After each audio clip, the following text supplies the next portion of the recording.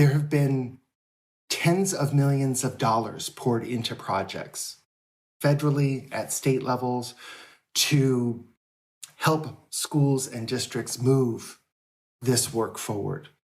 And we still have a really short list of places in this country that we would say are truly fully built on inclusive principles and practices. And I think I think that there's a couple of things that we could do differently going forward.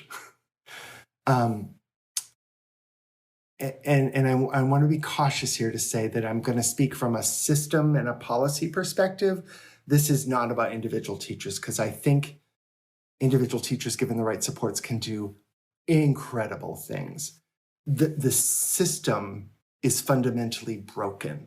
The policy is fundamentally problematic, right? Our current policy in IDEA, which is the one that we continue to anchor on in this conversation, is civil rights legislation.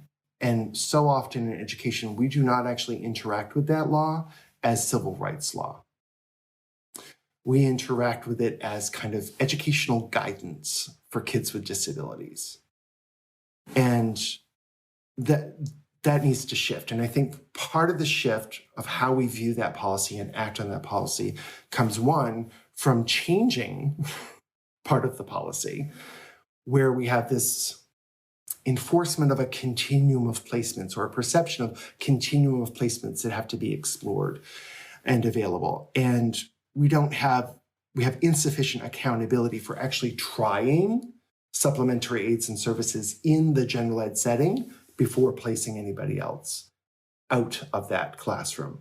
So I think there's some policy changes that have to happen with IDEA.